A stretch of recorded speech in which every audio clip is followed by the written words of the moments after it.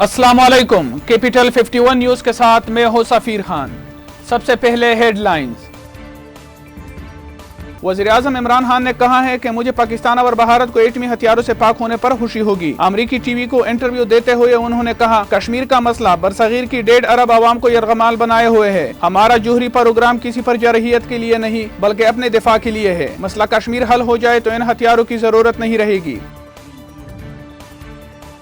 قائد حزب اختلاف سمیت 16 اراکین صوبائی اسمبلی کوئٹہ کے تانا بجلی روڈ پر گرفتاری دینے پہنچ گئے۔ ان پر 18 جون کو بجٹ اجلاس سے پہلے ہنگامہ آرائی کرنے پر مقدمہ درج کیا گیا تھا، جس میں اقدام قتل، بلوا اور کورونا SOPs کی خلاف ورزی سمیت دیگر دفعات لگائی گئی ہے۔ تاہم پولیس کا کہنا ہے کہ مقدمہ تاحال انکوائری کے مراحل میں، لہٰذا کسی کو گرفتار نہیں کیا جا سکتا۔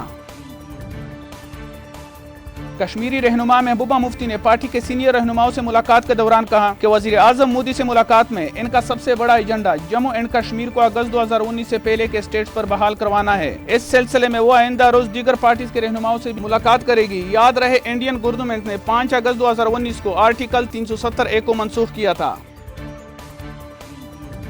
اسلام آباد میں پریس کانفرنس سے گفتگو کرتے ہوئے شاہ محمود قریشی نے کہا کہ افغانستان کے نیشنل سیکیورٹی ایڈوائزر حمداللہ محب کے پاکستان مخالف بیان دے کر اپنی ذمہ داریوں کو احسن طریقے سے نہیں نبھا رہے۔ ان کا کہنا ہے کہ میں نہ تو طالبان کا نمائندہ ہوں نہ ہی کسی اور گروپ کا، میں صرف پاکستان کا وزیر خارجہ ہوں۔ یاد رہے، قریشی نے گزشتہ دنوں ترک میڈیا کو انٹرویو دیتے ہوئے افغانستان میں امن معاہدہ کے بارے میں بیان دیا تھا۔ بھارتی قابض فوج نے سرچ آپریشن کے نام پر ضلع سوپور میں گھر گھر تلاشی لی اور 4 دیواری کی حرمت کو پامال کرتے ہوئے اندھادھند فائرنگ سے 3 کشمیری نوجوانوں کو شہید کر دیا، جبکہ احتجاجی مظاہروں کو کچلنے کے لیے کٹ پتلی انتظامیہ نے فوج کی بھاری نفری بھی طلب کر لی۔ FATF کا اجلاس آج سے پیرس میں شروع ہو رہا ہے، جس میں پاکستان کو گرے لسٹ سے خارج ہونے یا نہ ہونے کا فیصلہ بھی متوقع ہے۔ ذرائع کے مطابق پاکستان نے ایشیا پیسیفک گروپ کے 27 میں سے 26 نکات پر عمل درآمد کر چکا ہے، جس پر گرے لسٹ سے نکلنے کی توقع کی جا رہی ہے۔